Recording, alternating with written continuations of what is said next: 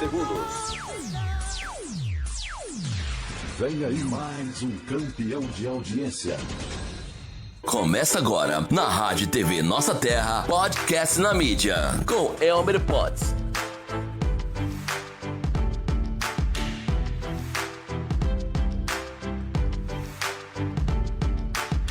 Oi, gente, muito bom dia para vocês. Começando agora o Podcast na Mídia, com seu amigo Elmer Pontes. Hoje recebendo aqui o padre João Luiz Dias, viu? Para passar para a gente os conhecimentos sobre a Igreja Católica, né? A gente vai falar igreja e a gente vai passar para vocês aqui, para que vocês conheçam de perto o que realmente é uma igreja, certo? Então a gente vai começar agora, passando para o padre, para que ele possa falar, certo? Um pouquinho sobre a igreja, vocês conhecerem de perto o Padre João, que é esse que está aí na imagem com vocês. Padre João, muito bom dia. Seu bom dia para a população que está nos acompanhando. Olá, bom dia, Elmo. Bom dia a todos que estão acompanhando esse programa. É com muita alegria que estamos aqui para conversar um pouco sobre a fé cristã, sobre o sacramento, sobre o nosso projeto de evangelização e o trabalho sacerdotal cada dia em nossa comunidade. Então, para mim, é um grande prazer estar aqui partilhando com vocês. Padre, como agora a gente estava conversando aqui em off, o senhor não nasceu padre. Como é que surgiu essa vontade, essa vocação de ser um padre? Que é um trabalho árduo e difícil, né, padre? Isso, com certeza é uma vocação, né? A vocação a gente sente já de criança, desde criança que sempre eu tinha aquele desejo, as brincadeiras todo em torno de ser padre, celebrar a missa. Então a gente, como você falou, padre, existem algumas vocações que são tardias, que se descobrem depois, mas a maioria dos sacerdotes, eles começam de criança já, aquele desejo de ser padre, a vida voltada para oração, para a igreja, toda essa o senhor chegava a celebrar a missa quando era criança, simular assim a celebração da sempre missa? Com os meus primos a gente fazia brincadeira e eu me vestia com aquelas roupas compridas do meu pai e ficava celebrando missa, consagrando com bolacha, não era vinho, a gente pegava, lembra do que suco? Suco de uva, que suco de uva. Suco de uva, fazia aquele suco e ali ficava celebrando a missa para eles, rezando o texto, lendo a Bíblia. Então a vocação ela vem de criança, né? Essa parte. Aí já nasce. Padre, hoje em dia é muito diferente. Eu não sei a idade do senhor, também não é necessário também dizer, mas na minha idade eu tenho 68 anos. No meu tempo a gente tinha um respeito muito pelos padres, pelas freiras, pelas irmãs, que era chamada. Hoje em dia, o senhor acha que mudou alguma coisa? Tem alguma coisa diferente, padre? Com muita alegria eu digo, eu tenho 52 anos, graças Olha a aí, Deus, rapaz. e 21 anos de vida sacerdotal, né? Eu percebo o seguinte, que hoje existe assim, acho que devido a muitas religiões, né? E muitos escândalos também tem havido, então as pessoas não tratam mais o padre com aquele carinho, com aquele amor de pedir a bênção, até mesmo porque que muitos andam descaracterizados, né? Às vezes você encontra um padre que não sabe nem se ele é padre. Tá, não existe a obrigação de andar com a vestimenta de um padre, não, né? Não é obrigado você andar de batina ou com distintivo, é opcional, mas é bom você andar. Por quê? Porque quando você anda, até tinha um bispo amigo meu que dizia que você, estando de batina, você evangeliza 50%, é verdade, né? Então se você anda caracterizado, a pessoa olha o padre, vai lá uma criança, dá a bênção, outro, mas acho que tudo vai depender do próprio ministro se colocar no lugar de realmente um sacerdote e conquistar esse carinho novamente das pessoas. E falta muito, padre, hoje em dia falta muito a família também repassar, certo? O respeito para com o padre, para com o pastor, né? Da família. Eu acredito que falte muito a família também ajudar nesse conteúdo, né, mano? Isso, a família é fundamental, né? A família ela tem que ser voltada, orientar as crianças, seus filhos, sobre a importância da fé, a importância da figura do sacerdote, seja ele padre ou pastor, ele é um ministro do Evangelho, né? E como ministro do Evangelho, ele tem que levar aquela mensagem de vida e transformação, e as pessoas têm que também ter aquele acolhimento. E os pais têm que orientar os filhos, olha, esse é o padre, o pastor, representa o Cristo, é o mensageiro do Evangelho, para que haja assim, esse respeito mútuo. Padre, a vida de uma criança, geralmente se fala que começa no batismo, né? No batismo, quando vai lá, faz aquele batismo, tudinho. Vamos falar aqui sobre o divórcio. E o padre, quando faz um casamento ele abençoa aquele casamento. Olha, você está abençoado até que a morte nos separe. Como é que o senhor vê hoje em dia o casamento e o divórcio, padre? Na verdade, quando a gente celebra o casamento, o objetivo é estar unidos até que a morte vos separe, né? O divórcio, na verdade, ele é um grande mal para a sociedade, né? Como dizia o saudoso Papa Bento XVI, o divórcio ele é um câncer que atinge a sociedade. Por quê? Eu digo que o que é pior do que a morte? Sabia que o divórcio é pior do que a morte quando se ama? Por quê? Porque quando a pessoa morre, o viúvo diz, não, perdi ali através da morte. Agora tu imagina uma mulher que ama seu esposo, e ela perdeu ele no divórcio, e ela vai ter que ver ele sem poder... Perdeu ele vivo, né? Perdeu ele vivo, né? Com todo aquele amor, então ele dói muito mais. A própria palavra diz, né, tem uma parte da Bíblia, que o divórcio ele é essa maldição, na verdade. Porque atrás do divórcio tem algum nubente que vai ficar triste, chorando. Sentido, os né? filhos sentidos, né? Então o objetivo da igreja é que a pessoa case realmente... mas eu não gosto, não amo, vou ter que sofrer até a morte. Olha, casou, houve conflito, geralmente tem uma palavra em chinês chamada crise. A crise tem dois sentidos, perigo e oportunidade. Então sempre que eu celebro o casamento, eu digo, olha, antes de ser marido e mulher, vocês são amigos. Perceba que os amigos, eles brigam, discutem, se afastam, mas depois voltam à amizade. Se juntam, Assim também são os casais. Então, quando um casal tem um conflito, ele está diante do perigo de separar, está diante da oportunidade de rever o que está acontecendo, recomeçar, né? Então o divórcio ele pode ser até um remédio em algumas situações, mas ele também pode ser um grande mal para a sociedade. Então o correto seria o quê? Casou, salvar o casamento, orar, pedir a Deus, pedir lá o seu líder religioso para acompanhar, um psicólogo. É um papel muito importante de um líder religioso acompanhar uma família em um momento de crise desse. Com certeza, o papel do padre, do pastor, é acompanhar suas ovelhas, né? Está lá, o casal está em conflito, aconselhar, orientar, participar e tentar salvar aquela família. Porque às vezes ali por trás existe uma força também negativa para destruir a família, porque a família é o grande projeto de Deus. De Deus. Padre, o senhor agora está como pároco lá da Nova Pacatuba, né? Igreja Nossa Senhora das Graças, né? É isso, lá nós temos a paróquia ortodoxa Nossa Senhora das Graças, né? Que fica na rua Jaqueline Soares, 180, e ali nós temos missa todos os domingos, às 8h30 da manhã, tá?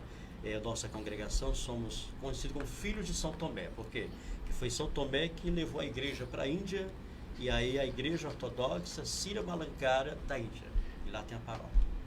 A paróquia lá. O senhor faz, além de celebrar a missa, de fazer o trabalho como um padre lá, o senhor tem algum trabalho social lá, padre? Sempre a gente procura. Eu tenho um trabalho voltado, Helder, para os animais. Eu gosto muito dos animais.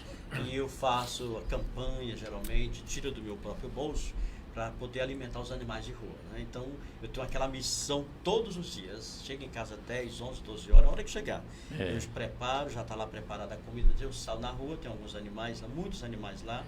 E eu boto... já até conhecem o senhor, olha, né? Você tem que ver, quando eu chego lá, eles fazem a festa. Sai e vão todos atrás de mim. Tem até a senhora que fala, você vai tomar o lugar de São Lázaro. Porque são muito gratificantes, né? E aí a gente faz esse trabalho, leva o alimento para eles, né? E também nós temos um trabalho pastoral com algumas famílias. Sempre eu celebro alguns casamentos e muitos noivos hoje, eles não estão mais querendo presente. Não, padre, eu fiz o casamento, no lugar do presente eu pedi cesta básica. Eu digo, olha, pois eu tenho uma comunidade muito grande, conta a situação lá da nossa comunidade, e eles dão 10 cesta básica, 15. E ali é uma comunidade muito carente, né? Padre? Ali próximo, no Orgulho do Ceará, são 2.098 famílias, pessoas que realmente precisam da ajuda, né? E uma cesta básica faz a diferença. Faz a diferença, com certeza. A gente distribui 10 cestas, eles vêm tão felizes, estava precisando realmente, chegou na hora certa, né? Porque você sabe que no tempo da política todo mundo conhece os problemas e tem solução, mas quando passa, ninguém sabe de nada, né? Acaba. Padre, dia das crianças, dia das mães, o senhor faz um evento, voltar dia dos pais, faz um evento assim voltado para essas pessoas, ou somente na pregação da missa, o senhor fala da importância dessas? No dia dos pais, geralmente, a gente não faz uma festa grande, a gente faz só uma confraternização com os próprios pais da paróquia, né? Ou as mães, ou algumas crianças, porque... Até a questão de recursos, nós somos uma comunidade simples, uma paróquia pobre, e a gente não tem como fazer aquela... E esperamos que um dia possamos ter algumas pessoas que abençoem para a gente poder fazer uma coisa bem maior. Tantos empresários que tem aí, né, padre, que poderiam ajudar uma comunidade daquela ali, políticos mesmo, vereadores, que não olham para os pequenos, né? Isso. Porque quer dizer, essa ação que o senhor está fazendo aí de beneficiar os animaizinhos, é porque o senhor sentiu que ali realmente existia fome, sede, maus tratos, falta de medicamento, tudo para aqueles animaizinhos, né? Tudo. Assim também as pessoas, né, padre? Também são as pessoas, A gente vê que uma comunidade onde não tem indústria por perto, não tem trabalho, né? Então ali a maioria vive do auxílio do Ali governo. nem transporte tem, né, padre? E pior é que assim, existe um ônibus que faz a linha do Orgulho do Ceará até o Ana Lima. Quando a pessoa chega no Ana Lima, tem que pagar outra passagem para ir para Maracanaú. Por quê? Porque só tem um passe livre o pessoal de Maracanaú. Aí aquela comunidade ali são, digamos, 3 mil habitantes. Quem atende lá é Maracanaú, a linha de ônibus de Maracanaú, né? Se Maracanaú tirar aquele ônibus, acabou. Entendeu? Então Maracanaú ainda fez esse favor de colocar a linha de ônibus. Aí veja bem, uma pessoa simples que não tem trabalho, ela pega aquele ônibus e paga ali aquela passagem, chega no Ana Lima, tem que pagar outra. Isso porque quem tem endereço de Maracanaú, tem um passe livre de Maracanaú. Até ontem eu falei com a gestora de Pacatuba sobre essa situação, né? Eu fiz uma abaixo-assinada, inclusive, Helder, pedindo esse vale que chama gratuito, né? Gratuito, Por quê? Porque o pessoal, por exemplo, que de Maracanaú tem... E é Pacatuba ali, né, padre? É Pacatuba. E Pacatuba ainda não fez isso. E foi uma das promessas da gestão de o passe livre, né? Então o pessoal ter o passe livre, sair do Orgulho e poder andar ali dentro de Maracanaú, porque a linha é Maracanaú, mas a região é Pacatuba oficialmente. É para se colocar um transporte ali, porque a gente vê, padre, muita gente ali que vai ter que resolver problema lá em Pacatuba, aí tem que descer, pegar o ônibus para Pacatuba, outro ônibus, e não é barato o transporte da Ceasa para Pacatuba, não é diferente. Eu acho que é uns R$6 para ele, né? Bota aí R$6 da Ceasa para Pacatuba, o outro é 2 e pouco, 8, digamos, ida e volta ele vai gastar quase R$20. Já era a mistura. Já era a mistura de carne. Uma frutazinha para levar para as crianças, né? Para lanchar. Quer dizer, falta se olhar para isso, né, padre? Falta uma ação social para voltar para isso. O poder público colocar um transporte direto. Pacatuba, a Nova Pacatuba, o Orgulho do Ceará. Tem toda aquela...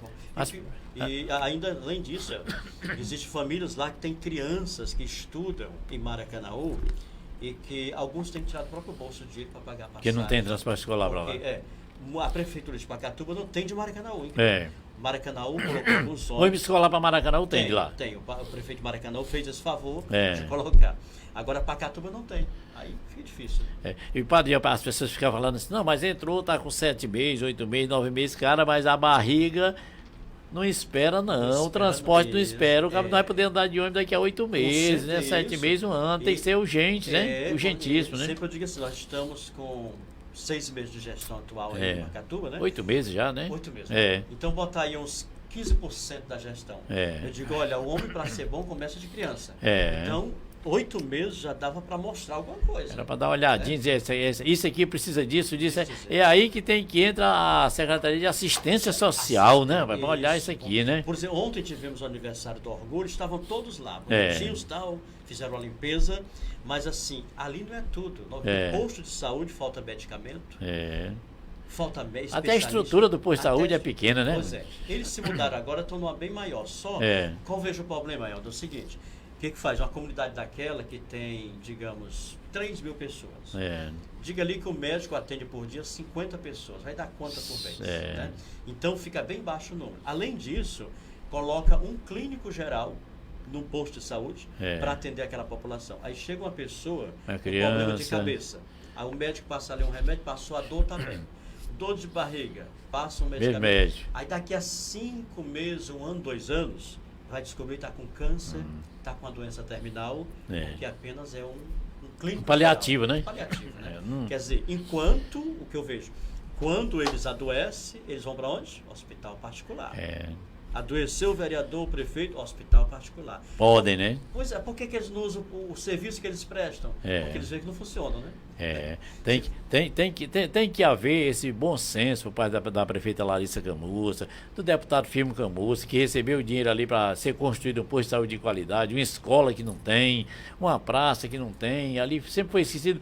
E a gente está falando deles aqui, mas na gestão passada também foi a mesma coisa, foi esquecido também. Esquecido também, Esqueci também, foram 8 anos de peia que a turma levaram ali. E a única esperança que tinha era que agora mudasse. E até agora não mudou nada, né? Não mudou nada. E outra coisa, ainda está daquele jeito, aqui eu posso até fazer uma ressalva. Por exemplo, lá tem um líder chamado Beto Ribeiro, que é o líder, você conhece?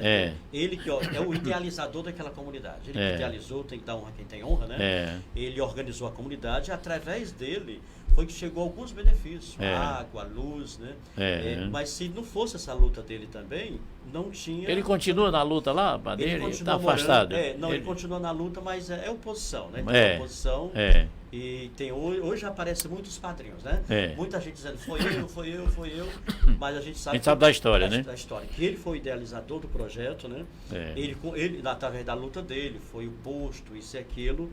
Hoje tem um posto, tem um anexo da escola, mas é precário, tem que melhorar mais, né? Tem que melhorar, a população é grande lá. Eu rezo para que a Larissa Camussa possa honrar o compromisso dela. Né? E tem que honrar, projeto, né? Espero que ela não nos envergonhe, mas que ela possa realmente realizar. E uma mulher sempre é mais sensata, né? Eu acho que ela ontem deve ter visto muita coisa ali que talvez ela nem soubesse que tinha aquilo. Com certeza. Eu não sei se foi a primeira vez que ela foi lá, foi? Depois da posse foi a primeira vez. Primeira vez, foi, né? A primeira vez, depois de 8 meses. Ela parece uma pessoa muito sensível à necessidade, inteligente, eu tenho certeza que ela vai corresponder. Vai ver de perto, né?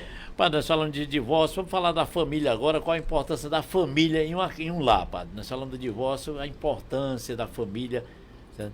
Isso, a família... Indiferente de religião, de ser católica, ser evangélica, família, né?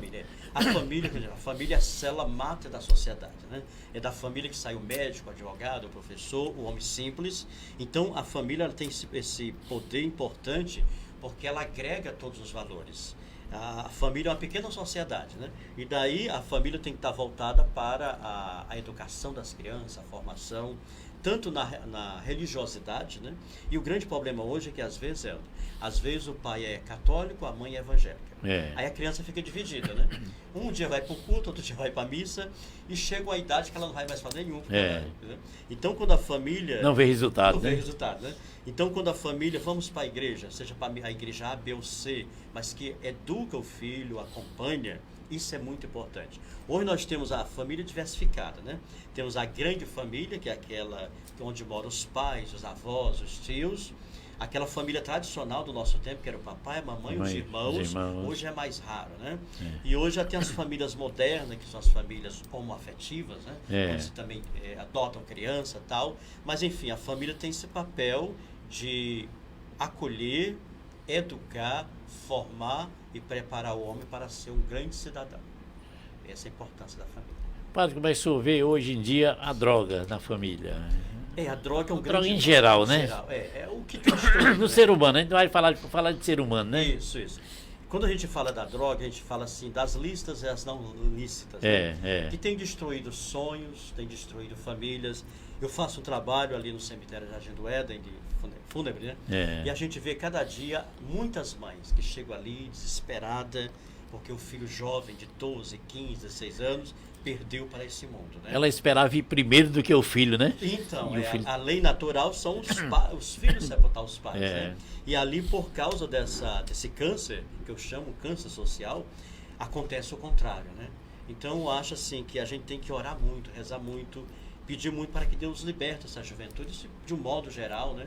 E que o Estado possa, assim, ter um trabalho educacional, cursos, ocupação, para que o jovem descanalize tudo isso, né? E volte a sua mente para o trabalho, para o progresso, né? Porque um homem sem objetivo, ele pode fazer qualquer coisa. Tem que ter um objetivo, tem que ter um desejo de crescer e se progredir. E a gente fala de drogas pesadas, como a cocaína, a maconha, a heroína, mas a bebida também, a cachaça em si, é uma droga também, né? Alguns especialistas dizem que a droga que mais destrói família é a cachaça, entendeu? Por quê? Porque a cachaça, você sabe que ela destrói sonhos. É comum, né? Liberada à venda, né? E aí, muitas famílias se separam mais por causa da bebida alcoólica do que das drogas pesadas. O senhor falando aí, a mãe chega lá chorando no cemitério, como é que o senhor vê o luto, padre? O luto, o que representa aquele luto? O luto, Helder, assim, ele é uma perda, né? E a gente vê o luto não só quando se perde um ente querido, mas toda perda é um luto. Mas perder um ente querido é um luto que a gente chama um luto irreparável. Né? Por quê? Porque ali você, principalmente quando você perde para a violência, para o acidente, quando você perde de um modo natural, até que dá para controlar. Você está aguardando, né? A gente trabalha muito na pastoral do luto, as fases do luto. Né? A primeira fase do luto é aquele momento em que a pessoa parece que nem acredita o que está vivendo. Na hora da perda. Na hora da perda. Meu Deus, eu não acredito que chegou o dia, a hora, o momento de passar por isso. A segunda fase do luto é a pergunta. Por que foi agora? Dessa maneira, né? Até eu cito muito Jó, quando ele diz assim: todos os nossos dias estão contados diante de Deus. Por mais que o homem se esforce, não podemos acrescentar um minuto à nossa existência. O homem, através da violência, de outros males, pode diminuir. Agora, acrescentar só o Criador, né? O outro momento do luto é quando a pessoa fala assim: meu Deus, se eu soubesse que era agora, eu tinha visitado mais. Tinha me preparado, tinha dado carinho, tinha dado perdão. Aí começa a pensar. Aí a gente leva toda essa reflexão, né? O quarto momento do luto é o medo. A pessoa vem aquele medo, mas não é o medo da pessoa nem da alma. É o medo de como vai ser agora sem aquela pessoa. Por exemplo, a mãe perdeu. Como é que vai ser agora sem meu filho? Um pai, e agora sem minha esposa? É uma história que muda, né? Ela sempre deixa... O luto, ele é eterno. Ele deixa sequelas físicas, emocionais. Agora eu digo o seguinte, que quando a gente confia em Jesus, nas suas promessas, a gente passa pelo luto, mas a gente deve confiar quando ele diz: eu sou a ressurreição e a vida. Quem crê em mim, ainda que esteja morto, viverá. E todo aquele que crê em mim não morrerá jamais. Que a morte, ele é uma prova, mas o amanhecer glorioso da ressurreição, o grande encontro, é que vai nos trazer a grande alegria. E eu acho que uma das maiores perdas, padre, de uma família é quando perde um pai ou uma mãe. Não que os filhos também não sejam, mas são os tutores da família, né? Isso. O cara perde, às vezes, um pai que dava tudo dentro de casa, aí de uma hora para outra saiu para trabalhar, aconteceu um acidente. Aquilo eu acho que é a maior dor do mundo, né? Amanhecer sem o café da manhã, sem o pão, porque aquele homem foi provedor da casa. Mesmo sabendo que é a lei natural, mas principalmente os pais jovens, né? Saiu para trabalhar e volta no caixão. Então aquilo dali, para os filhos, é uma dor profunda, para a esposa, para a própria família, porque agora o provador aí entra o medo do luto, né? Como é que vai ser agora? Como é que nós vamos sobreviver? Quem vai trazer o alimento? Que aquela família, ela muda de estrutura, ela muda de nível social, que o provedor não é mais aquele. Agora a mãe vai ter que trabalhar, vai ter que assumir os dois papéis na sociedade, né? Então, tanto dos filhos como dos pais, a dor, ela é grande da perda, irreparável. Padre, vamos falar agora do amor ao próximo. O senhor acha que acabou o amor ao próximo? Como é que o senhor se sente assim? O senhor é mais próximo de Deus, conversa muito com ele. Como é que o senhor vê, assim, na sua percepção, a violência que como é o caso desse cara que cortou as pernas do cavalo, como é aquele cidadão que matou a esposa, como é que o senhor vê essa violência? Eu vejo essa parte, Helder, baseado nas palavras de Jesus, quando ele diz assim: no final dos tempos, o amor de muitos esfriará. E hoje nós estamos vivendo um momento em que realmente o amor esfriou, o amor das pessoas, né? Hoje, por exemplo, esse jovem aí que fez com esse animalzinho, né? Agora tu imagina, com a pessoa que faz isso com o animal, imagine com um ser humano que fala dele, que critica ele, que calúnia ele, né? Então essa parte do amor próximo, ele esfriou totalmente. Isso por quê? Porque hoje é o eu. Muita gente está voltado para o eu. E por causa do eu, ela passa por cima de tudo, de todos. A gente vê isso em todas as esferas, principalmente nos nossos representantes, né? A gente pode ver nesse momento que nós estamos aqui, os hospitais estão lotados de pessoas ali nos corredores, sem medicamento, sem médico, enquanto os políticos estão em suas casas de praias, estão viajando. Estão aí numa boa. E o povo está lá sofrendo. É falta de amor próximo também. E eles vão dar conta também disso. Porque eles têm esse poder de transformar, né?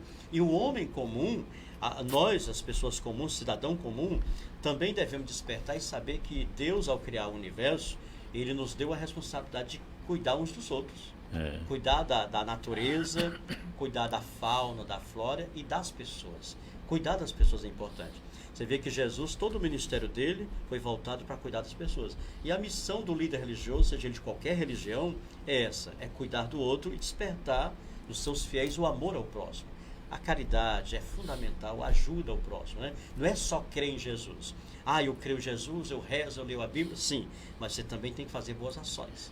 Por quê? Porque eu creio em Jesus, se eu creio nele, eu vou ter que produzir frutos que mostram que eu creio nele. E o fruto é o quê? É eu fazer boas ações. É por isso que Jesus, ele diz assim, quando o Filho do Homem vier nas nuvens, vai colocar os seus à direita e vai dizer, venham benditos, porque eu tive fome e vocês me deram de comer. Tive sede e vocês me deram de beber. Então a gente crê, mas a gente também praticar boas ações. E como disse São Paulo, sempre que depender de nós, ter paz com todas as pessoas. E não querer comprar as coisas. Quer dizer, eu dou um presente a uma pessoa, dou um prato de comida e achar que aquilo ali eu já fiz tudo, né, padre? Não pode ser desse jeito, né? Não pode ser assim. Pronto, hoje, por exemplo, a mídia, tem gente que faz muitas boas ações, mas ela é fazendo aqui o celular registrando. É errado. Jesus fala o quê? Você dá com a direita para que a esquerda não saiba. Não saiba. Você faz todas as suas boas ações, mas não publique. Não diga para ninguém. Fique só entre você e a pessoa. É aí que você vai ter a recompensa do céu. Só que hoje a gente está no momento da retribuição da mídia. Onde tudo que vai fazer se resista, que é para o povo ver que você está fazendo. E outra, não esperar o retorno do homem. E isso aí não leva o cabo pro céu, não, né, padre? Não, isso não leva, não. Não fazer o bem sem meu coração. Não, paguei, é como se estivesse comprando aquela passagem, né? Não existe. Barganha, você tá, olha, eu vou comprar Deus, eu vou dar isso aqui para ter a salvação. Não existe isso. Você tem que realmente... É a nossa obrigação ser bom, né? O homem é obrigado a praticar boas ações, principalmente o cristão. Se eu creio em Jesus, se eu amo Jesus, eu tenho que praticar boas ações. É o meu exemplo de vida. Ajudar de coração. Ajudar de coração. Não ajudar aparecer, porque né? A mídia está ali na frente para aparecer para as pessoas, mas você tem que, como São Francisco, né? Renunciou toda a sua riqueza, tudo aquilo em prol do seu semelhante. Aí sim é amor ao próximo. Mas, infelizmente, hoje a gente pode ver o contrário. Enquanto muitas religiões, os líderes estão andando aí de Hilux, limousine, de aviões, os fiéis estão andando a pé de metrô. Então há uma inversão de valores. Padre, antigamente, no meu tempo, a gente tomava a benção, o padre tomava a benção à irmã e se confessava. Ainda existe esse hábito das pessoas confessar-se ao padre, eles vão lá, dobram o joelho. É muito raro hoje. Né? É muito raro hoje a confissão, né? Principalmente pela parte da mais jovem de hoje. Os mais velhos, as pessoas de mais idade, da melhor idade, digamos assim, eles confessam, eles comungam. Agora, a juventude em si é mais afastada um pouco. Mas eu acho que isso Por vergonha, padre, isso aí? Não é vergonha. Porque assim, hoje a gente tem tantas religiões que desvalorizou o sacramento. Porque assim, a parte sacramental da fé católica, ortodoxa que nós temos, as religiões que não são católicas, não são desse nível, elas já têm outro conceito. Aí se propagou muito essa desvalorização do sacramento. E o povo, por não ter o conhecimento da importância da confissão, da comunhão, da Eucaristia, desprezam. Né? E aí é importante haver uma catequização. Eu acho que assim, você reevangelizar, mostrar qual a importância da confissão. Por que eu tenho que comungar? Porque Jesus ele diz, quem come a minha carne bebe o meu sangue. No momento que você está comungando ali, você não está comendo o pão consagrado. Você está comendo o corpo e o sangue de Cristo. É um sacramento. Aí tem que despertar nas pessoas os valores da fé, né? E essa questão de reverenciar o sacerdote, geralmente quando ele vem, tipicamente aparentado, vestido, pessoal bem sambado, às vezes só com o solidel e a cruzinha. Com a indumentária do padre, isso, né? O pessoal já sabe, bem sapado, mas hoje, assim, existe a modernidade, né? Às vezes você encontra o padre, sabe nem se ele é padre, porque não tem nenhuma característica. Mas quando você sai, digamos, padronizado, algumas pessoas ainda saúdam, ainda reverenciam. Na minha comunidade mesmo, lá tem pessoas até evangélicas que vêm, pensa padre. Então isso é aquele respeito que você tem que conquistar das pessoas, né? É a lei do retorno. Você mostra o respeito, elas te dão respeito também. Padre, a gente conversando aqui em off, a gente falou sobre o casamento do padre, né? No meu tempo, assim, eu tinha para mim que o padre não podia casar, não poderia casar. E hoje em dia tem alguns eu não sei como é que se fala na igrejas, né? Algumas igrejas que permitem o padre ser casar, né? Na verdade, Helder, o casamento dos padres era comum até 1200. Até 1200 Era comum. Todos os padres podiam casar, católicos e ortodoxos. Em 1200 houve um papa chamado Gregório. O Papa Gregório ele baixou um decreto proibindo o casamento dos padres e obrigou o celibato, né? O celibato, que a Igreja Católica Romana chama celibato opcional, onde é uma condição, quer ser padre católico apostólico romano, você tem que optar pelo celibato, viver só para Não Cristo. pode casar. Não pode. Já as igrejas ortodoxas, nas igrejas ortodoxas é opcional. O padre pode casar ou pode ficar solteiro. Somente o bispo é solteiro, entendeu? Aí, essa questão de tradição. Tá? Então, nas igrejas de rito católico, a gente chama, ligado ao Papa, realmente todos são solteiros, como Amanda, mas os ortodoxos são opcional, podem ser casados ou solteiros. Mas o senhor acha que o povo, a geração em comum, esqueceu a Bíblia? Realmente hoje, Eldo, nós temos muitas Bíblias e poucos leitores. Né? Muita gente, você chega numa casa, está lá a Bíblia. Enfeitar a estante, né? Como tem aqui atrás, né? O livro. Você chega numa casa, está lá uma Bíblia aberta, aí você olha lá cheio de No coelho. No Salmo 91, né? O 90 que é... Qual é o 91, padre? Qual é? O 91, porque assim, na Bíblia de tradução católica é o 90. Aquele que habita no esconderijo do Altíssimo tal. Na Bíblia de versão evangélica é o 91. Então as pessoas têm como se fosse assim uma superstição. Vou deixar o salmo aberto que ele vai me proteger. Mas que na verdade a Bíblia toda em si é a palavra de Deus. É importante que cada cristão, Erasmo de Roterdã, ele dizia o seguinte, isso há muitos séculos atrás. Ele dizia, eu rezo para que um dia até o agricultor tenha a sua Bíblia. E hoje nós temos isso. Todo mundo tem Bíblia. Agora, existem muitos erros de interpretações, né? Muita gente lê e faz a sua própria interpretação. A pessoa para ler uma Bíblia tem que pedir direção a Deus também, né? Não é só pegar e abrir e ler por ler. Não existe, né? Tem gente que fala assim, eu vou pegar a Bíblia aqui e vou abrir, o que Deus vai falar comigo? Aí abre lá.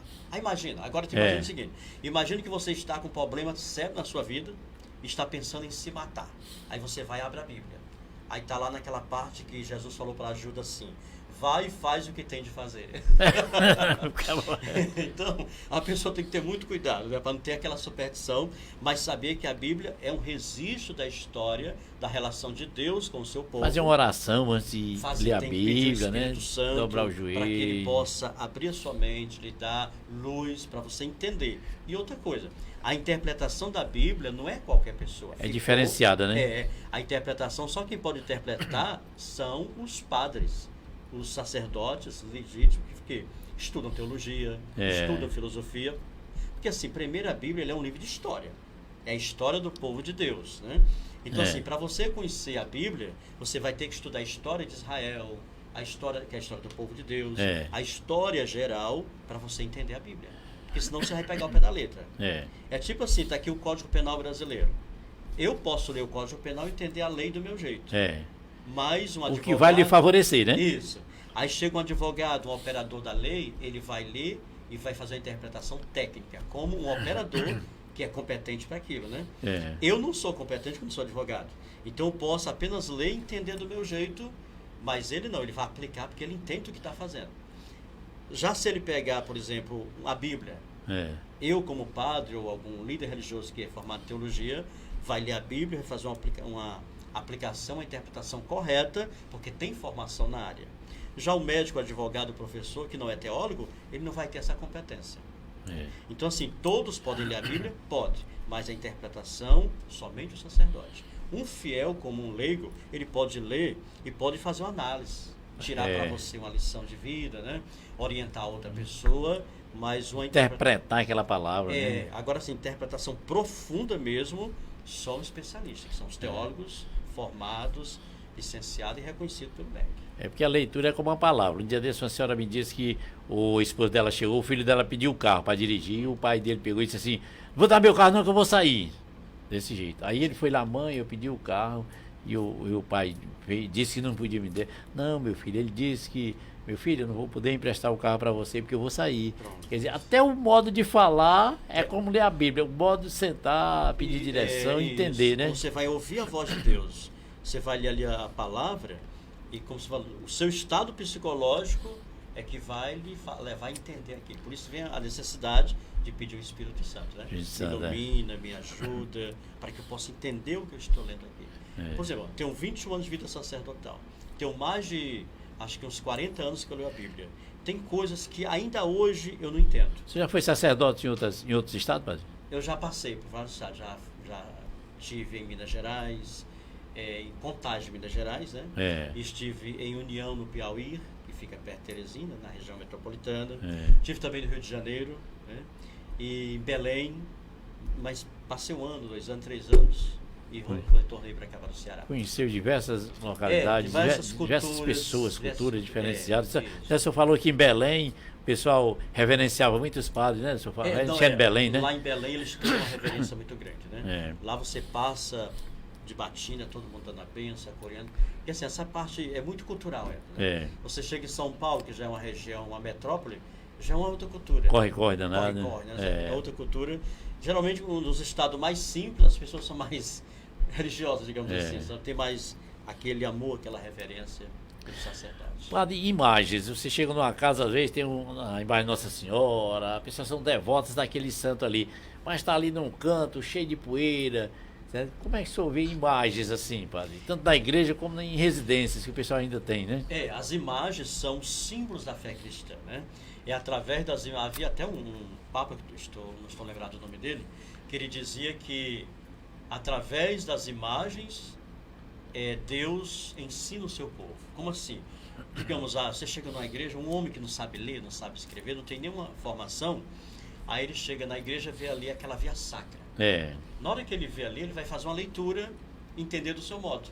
Ele não entende, ele não leu a história de Cristo, mas ele vai saber que aquele dali morreu para nos salvar. Então a imagem é um símbolo sagrado.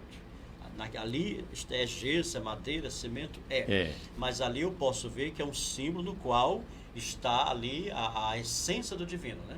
Tivemos um caso aqui em Pacatuba recente, você acompanhou, onde picharam, né, o crucifixo, a imagem de Cristo, né? Isso, e a gente ficou solidário, todas as igrejas, porque é um símbolo da fé cristã, né? Então o próprio Código Penal brasileiro, ele diz que qualquer símbolo religioso você não pode rasgar, você não pode desrespeitar, seja de qualquer religião.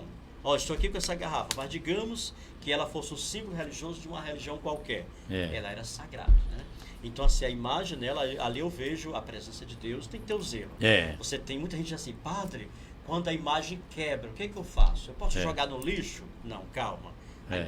A imagem quebrou, você pega aquela imagem, se for de gesso. Tenta restaurar.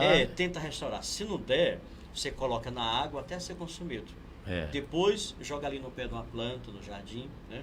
Uma imagem que quebrou, não tem mais como, você pode enterrar ali no jardim, no lugar, mas não pode jogar no lixo. Havia Bíblia no lixo. Pessoas jogando a Bíblia no lixo. Fazendo cigarro com folha da Bíblia, né? Já vi o cara fazendo isso aqui. É uma falta de respeito muito grande, sabe? Porque ali está a essência do divino, a presença de Deus. Tudo que contém na Bíblia foi o que Deus deixou ou houve uma transformação, foram modificar algumas coisas? Eu dei uma questão aí muito teológica. Tem que ser. O senhor que estudou teologia. Porque assim, com o tempo houve assim, algumas modificações, digamos assim. Porque antigamente a Bíblia, digamos, muita gente pensa que a Bíblia é o do céu. Mas não. Ela foi se construindo. Por isso que na fé católica e ortodoxa a gente segue a palavra e a tradição. Porque foi a tradição que fez com que nós tivéssemos a Bíblia hoje. Né? E aí, durante esse tempo, com certeza, houveram modificações. Né? Até mesmo, por exemplo, você pega a Bíblia, aí no Salmo 23, na Bíblia evangélica, 22 na Bíblia católica, diz assim: o Senhor é meu pastor, nada me faltará. Né? Você vai para a missa, está lá todo mundo cantando: o Senhor é meu pastor, nada me faltará. Aí você para, não. mas faltou dinheiro para pagar a gasolina. É. Faltou dinheiro para o cartão. Como é que ele é meu pastor e nada me falta, né? É. Lá no original está assim: o Senhor é meu pastor e nunca me faltará. Não há uma diferença grande? Não é nada, não é nada, é nunca, né? É nunca, quer dizer, ele é meu pastor, ele nunca vai me faltar. Não é que nada vai me faltar, mas significa, embora falte tudo, ele está do meu lado, né? Então houve realmente modificações, mas assim, o essencial nós temos que principalmente a história de Jesus, a história da salvação, as promessas, e que a gente não pode pegar o pé da letra também a Bíblia, né? Por isso que vem a necessidade do especialista ler e saber transmitir. O Velho e o Novo Testamento, qual é a diferença? Pronto, a grande diferença. O Velho Testamento ele foi escrito antes de Cristo, né? O Novo Testamento após Cristo. Que o Novo Testamento inicia com o nascimento de Jesus e vai até o Apocalipse de São João. O Velho Testamento começa em Gênesis e termina em Malaquias, que é a relação de Deus. São quantos livros ali? São quantos livros? A Bíblia Católica tem 73 livros. A Bíblia Evangélica tem 66. Por quê? Porque assim, os evangélicos, a Bíblia Evangélica tem 66 livros que são considerados para eles todos inspirados. Lutero, na Reforma Protestante, tirou os 73, que ele chama apócrifos, diz que não é livro inspirado. Mas, na verdade, para a fé católica ortodoxa, todos os livros são inspirados. Por quê? Grande problema, que a igreja protestante, os protestantes seguem a relação dos livros de Israel, que eram os 66, né? A tradição católica ortodoxa segue a relação do Egito, que são 73 livros, né? Mas que todos aqueles livros ali são livros sagrados. Até que São Paulo diz, né? Tudo que é inspirado, tudo é proveitoso e é bom para nós. Vai ajudar alguém, né? Se você ler o livro da sabedoria, parece um livro protestante. Condena várias coisas, né? E aí você vê o livro da sabedoria, livro de Judite, outros livros, Macabeus, que são livros que estão só na Bíblia Católica. É uma Bíblia completa. A Bíblia Católica. Padre, a gente fala, morreu um parente meu, eu vou lá no cemitério Jardim do Éden fazer o enterro, aí existe aquela missa de corpo presente, como é chamado, né? Para entregar, e existe aquilo ali, como é que funciona, padre? Olha, o Jardim do Éden tem um trabalho maravilhoso, onde ali a missão do cemitério Jardim do Éden, né, é acolher as famílias e, digamos assim, acolher e cuidar delas e confortá-las. E ali nós temos um trabalho pastoral fúnebre, que eu faço há 7 anos, né, com apoio do gerente Beto Salles, que esteve aqui, uma pessoa maravilhosa, que tem incentivado, tem ajudado muito nessa tese, os donos também do Éden e todo mundo. Então, como funciona a missa de corpo presente? Tanto a missa de corpo presente, como de 7º dia ou de 30º dia de um ano, a gente chama a missa em sufrágio. Às vezes você pega o papelzinho e está lá, missa em memória de fulano. Não, não é em memória, é no sufrágio da alma. O que é a palavra sufrágio? Sufrágio vem de sufragar, quer dizer, aquele efeito vai ter um efeito espiritual para a alma.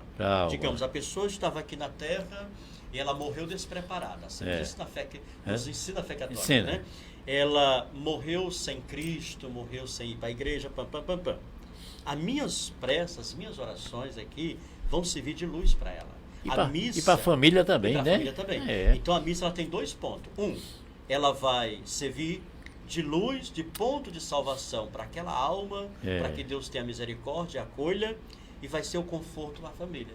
Porque ela vai ouvir ali a mensagem, as promessas de Jesus para ela. Às vezes o cara morreu embriagado, morreu drogado, foi assassinado. Quer dizer, a impressão que fica na cabeça daquela mãe, daquele pai, dos irmãos, né? Fica. Aí a palavra de Deus, as orações, vai trazer para eles um conforto grande. Porque aquela luz, às vezes, uma vez fui celebrar a missa e a família em pânico, um rapaz tinha sido assassinado, tinha 40 e poucos anos, nem batizado era. Então a família estava desesperada naquele momento. Então assim, a gente fez a missa, levou a palavra e depois eles saíram assim tão confortados porque tiveram toda aquela visão. E aí quando a gente tem esse trabalho de acompanhamento, é importante, de toda a história, se você pegar a história do início ao fim, você vai ver que a religião teve um papel ponderante, né? Muito importante, principalmente os serviços funerários. Quando se tem a cerimônia, a palavra, conforta a família, ela sai mais. Ali no Éden, por exemplo, da capelania, a gente vê famílias entrar desesperadas. Depois da missa já sai tão tranquila, porque ouviu a palavra, aquela pessoa foi recomendada, recomendou-se aquela alma. Porque assim, a missa não é que a pessoa morreu, digamos, vai levar lá a salvação. Não, isso. Não é que ela vai ser salva, eu estou comprando Deus. Ó, Senhor, eu vou te dar uma missa e você salva essa alma. Não. É que é o seguinte, como é que para nós que cremos, é que através das nossas orações, a gente pede para que Deus... Interceder, né? É isso. A gente pede que Deus tenha misericórdia daquela alma, perdoe seus pecados e o conduza à vida eterna. Essa é a prece, né? E aí Deus, então, vai ouvir nossas preces, com certeza, e conceder àquela alma a salvação. Eu já fui em um enterro que terminou lá o enterro e a senhora ficou sentada no chão, lá não foi de Jardim do Éden, não, foi em outro cemitério.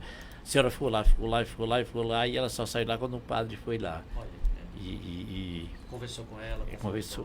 Confortou, e ela falou assim, meu filho, como o senhor falou em batizado, meu filho não era batizado, sabe? Meu filho nunca comungou com Deus, nem nada. E o padre foi lá, trouxe uma água benta, né? Isso. Aí disse, olha, depois ungiu. Aí aquela pessoa se levantou, reconfortável, porque eu acho que ali talvez nem tenha acontecido aquilo, mas para ela, o filho dela havia sido batizado naquela hora, e foi importante para ela, né? Para ela foi um conforto psicológico grande. Tivemos uma vez uma missa em que era um garotinho de uns 14 anos, aí chegou lá o corpo da missa, aí a avó vê os avós, padre, ele não é batizado.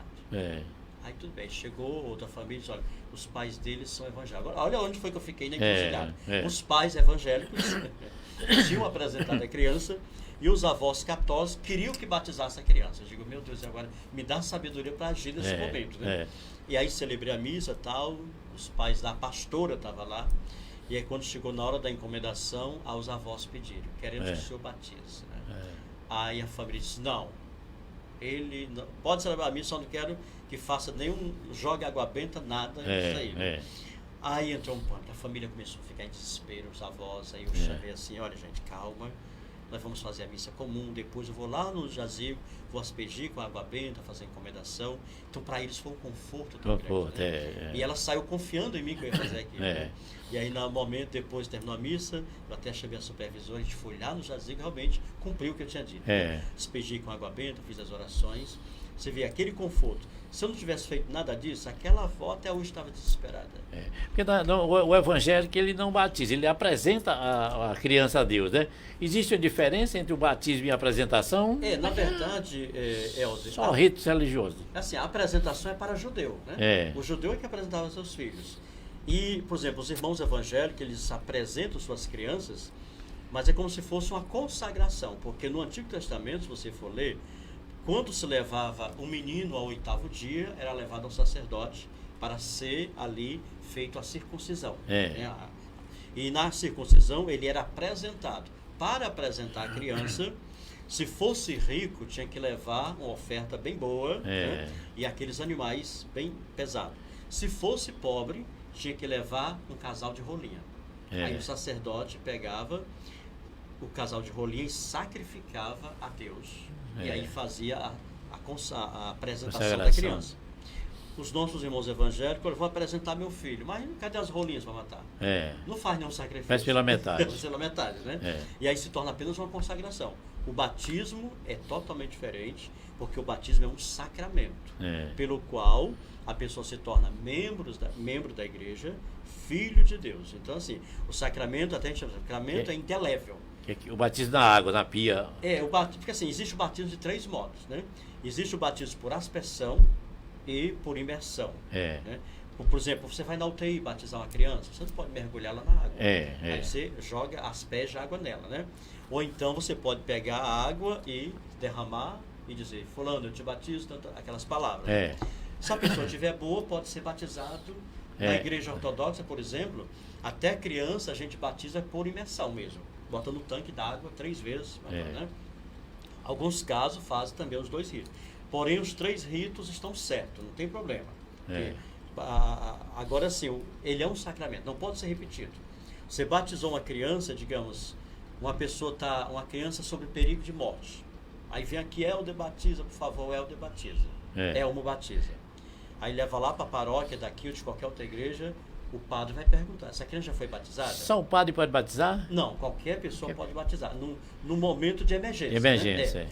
O correto é o sacerdote, porque oficializa na igreja. Né? Mas assim, no caso de morte, qualquer pessoa pode batizar, até um ateu. diz a teologia da igreja, né? Que o efeito do sacramento não depende de quem administra. Uma criança está ali morrendo, está ali um ateu, um transexual, seja quem for, batizou, está batizado. Entendeu? Aí você leva na igreja, o padre pergunta, foi batizado? Foi. O padre não pode batizar. Padre, eu batizei essa criança, mas eu não sei se o homem era padre. Eu não sei qual era a igreja dele. Eu batizei numa igreja que a igreja católica não reconhece. Aí o padre lá vai batizar a criança sobre condição. Fulano, se você ainda não foi batizado, eu te batizo em nome do Pai, do Filho e do Espírito Santo. Né? Condição. Aí nessa questão de batismo, por exemplo, existe os batismos feitos na Igreja Católica, Apostólica Romana, são válidos, claro, e os batismos feitos também nas igrejas ortodoxas, reconhecidos pela Igreja Católica. Aí tanto o batismo de criança, como de adolescente ou de adulto, são reconhecidos pela Santa Sé, inclusive, né? E que só um batismo. Não existe, olha, foi batizado quando era criança e agora foi batizado em outra igreja. Não. O seu primeiro batismo que valeu. É o sacramento intelectual. Padre, existe o batismo e a crisma. O que é a crisma, né? A crisma é a confirmação do batismo. Do batismo. Por exemplo, assim, nós, eu, você e outros, a gente criancinha fomos ser batizados. Aí naquela hora o padre fez as perguntas, né? Vocês prometem, vocês tal. Então a criança não respondeu, não sabia de nada. Então naquele momento os pais, os padrinhos, eles vão responder por nós. Eu creio, eu prometo. Aí a gente vai crescendo. Quando chega na idade de 12, 14 anos, aí agora eu mesmo vou dizer que eu creio e professo. E a crisma. Eu publicamente vou dizer, eu creio em Jesus, eu confesso, tal. Aí o bispo, que é o pastor da igreja, digamos, o bispo vai ungir aquela pessoa, né? E vai confirmar o batismo. O padre fez, aí o bispo coloca e diz, olha, eu confirmo o teu batismo, aí faz a oração própria e naquele momento ministra e nos dá o Espírito Santo. Existe outra tipo de batismo depois da crisma, não, né? Não, os 7 sacramentos que nós temos fundamentais, que é o batismo, depois o batismo na igreja ortodoxa, inclusive a gente já faz os 3 batismos uma vez só, quando é criança. Batiza, já ministra a Eucaristia, para a criança já faz a crisma. Na igreja latina, que é a igreja comum que tem, uma romana, digamos, e, por exemplo, aqui nós também seguimos a mesma regra da igreja latina, devido à cultura. Aí se faz o quê? Batiza, depois faz a preparação para a primeira comunhão, né?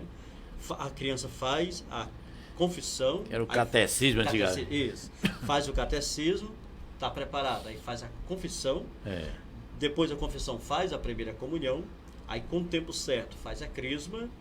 Aqueles que são vocacionados ao casamento passam pelo matrimônio.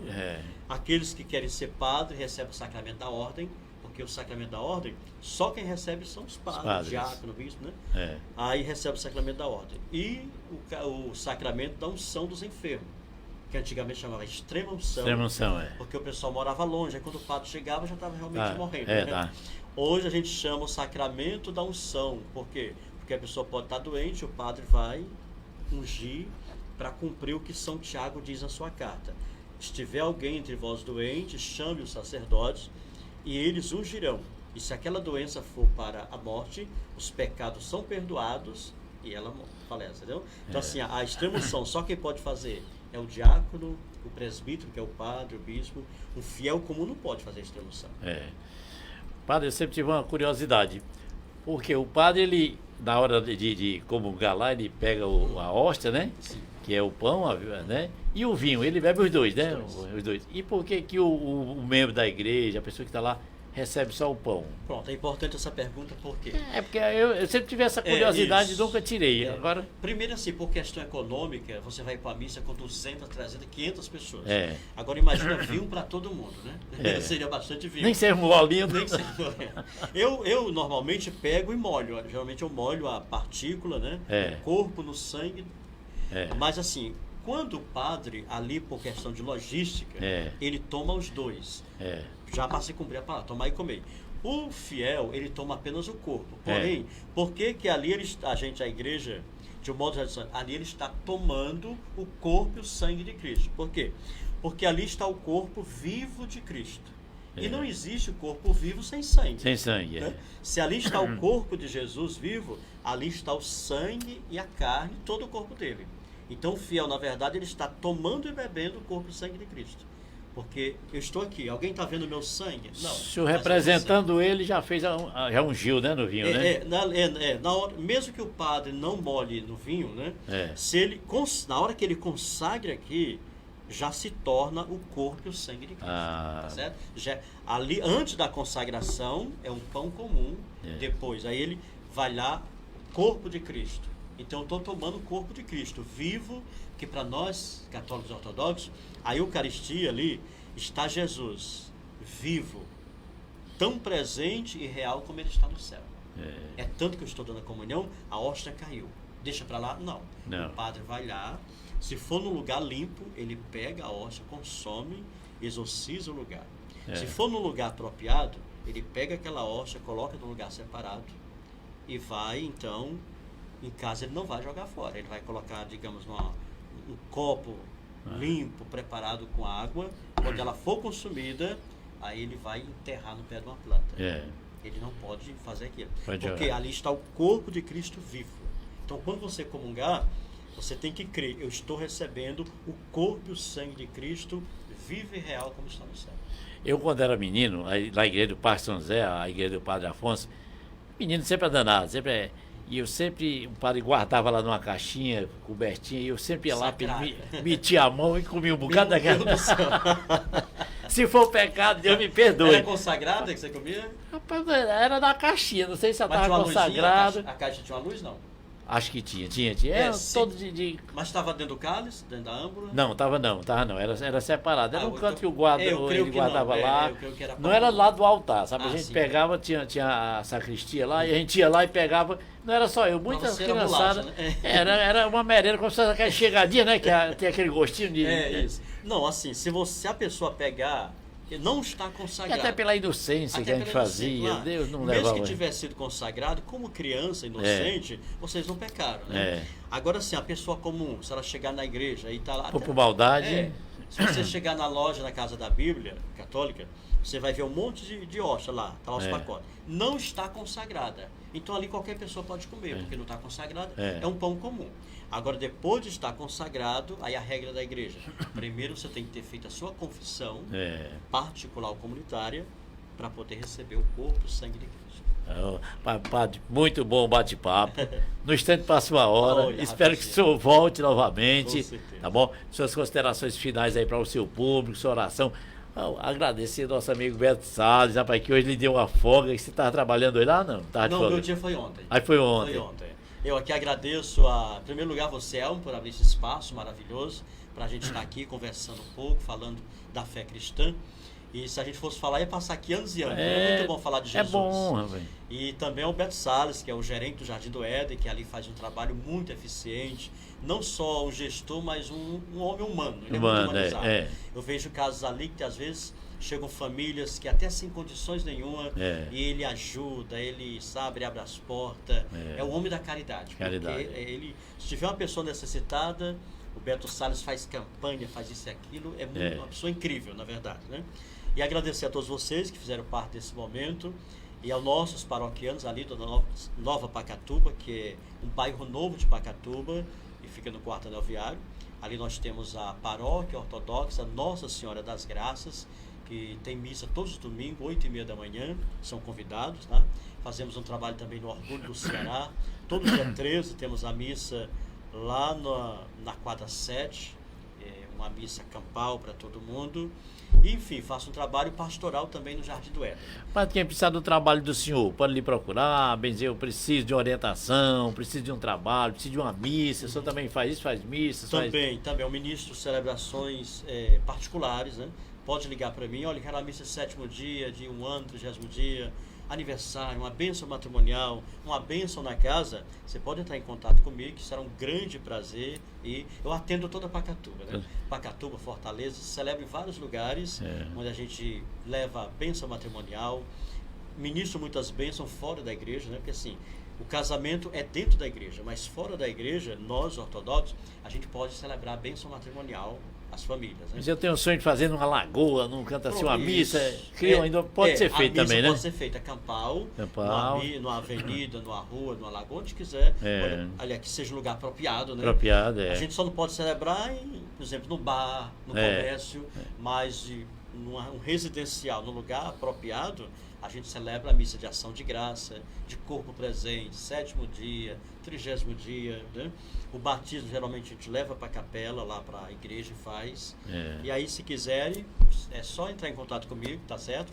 Faço um trabalho de capelania no cemitério Jardim do Éden, ali, geralmente estou lá fazendo missa de corpo presente, aconselhamento, orientação, enfim. Que Deus vai abençoar toda a nossa cidade de Pacatuba. Vamos fazer uma oração, né, Elton? Vamos fazer, em com nome certeza. do Pai, do Filho e do Espírito Santo. Amém. Querido Pai Celestial, te agradeço, Senhor, por esse momento tão maravilhoso de estar aqui falando do teu amor, da tua graça e levando a mensagem de vida e esperança ao coração do povo.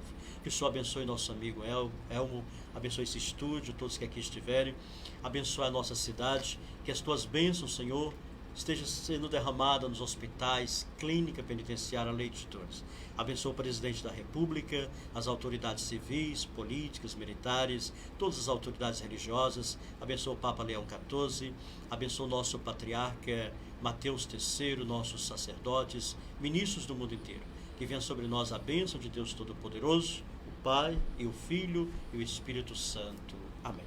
Obrigado, Padre. Esperamos que o senhor volte mais vezes aqui, tá bom? Tá bom, querido. Que vocês possam ir à missa e receber Jesus, tá?